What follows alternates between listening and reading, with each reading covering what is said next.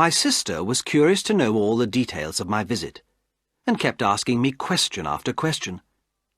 Somehow I felt I could not, or did not want to, explain about Miss Havisham and her strange house. I knew my sister would not understand.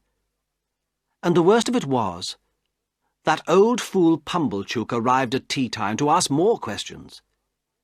Just looking at his fishy, staring eyes and open mouth made me want to keep silent. "Leave this boy to me, madam," he told Mrs. Joe. "I'll make him concentrate. Now, boy, what's 43 and 72? "I don't know," I said. I didn't care either. "Is it 85, for example?" he joked. "Yes," I answered, although I knew it wasn't. My sister hit me hard on the head. "Boy," he continued, "describe Miss Havisham." "Very tall and dark," I said, lying. "Is she, uncle?" asked my sister eagerly. "Oh, yes," answered Mr. Pumblechook. So I knew immediately that he had never seen her. "This is the way to get information from this boy," he added quietly to Mrs. Joe.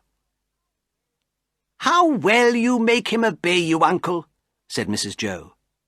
"Now, boy, what was she doing when you arrived?" "She was sitting in a black carriage," I replied. Mr. Pumblechook and Mrs. Joe stared at each other. "In a black carriage?" they repeated. "Yes," I said, becoming more confident. "And Miss Estella, her niece, I think, handed in gold plates, with cake and wine through the windows." "Was anybody else there?" asked Mr. Pumblechook. 4 dogs, huge ones. They ate meat out of a silver basket." "Where was this carriage, boy?" "In her room. But there weren't any horses." "Can this be possible, uncle?" asked Mrs. Joe. "She's a strange woman, madam. It's quite possible. What did you play at, boy?" "We played with flags," I answered. What lies I was telling. "Estella waved a blue one, and I had a red one, and Miss Havisham waved one with little gold stars on out of the carriage window." Fortunately, they asked no more questions, and were still discussing the wonderful things I had seen when Joe came in from the forge. When I saw his blue eyes open wide in surprise, I felt very sorry I had lied, and that evening, as soon as I found Joe alone for a moment, I confessed to him that I had lied about my visit to Miss Havisham. "Is none of it true, Pip?" he asked, shocked. "No black carriage? But at least there were dogs, weren't there, Pip?" "No?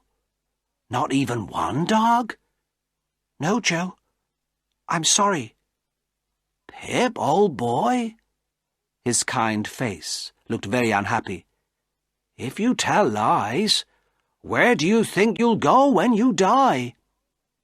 "I know, Joe. It's terrible. I don't know what happened. Oh, I wish I didn't have such thick boots and such coarse hands. I'm so miserable, Joe.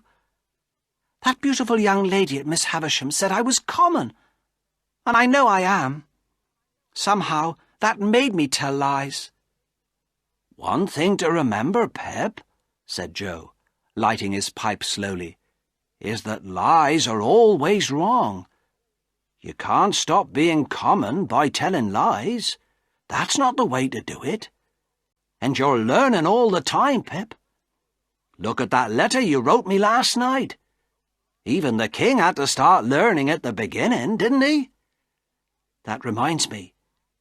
Any flags at Miss Havisham's?" "No. That's a pity." "Look here, Pip. This is a true friend speaking to you.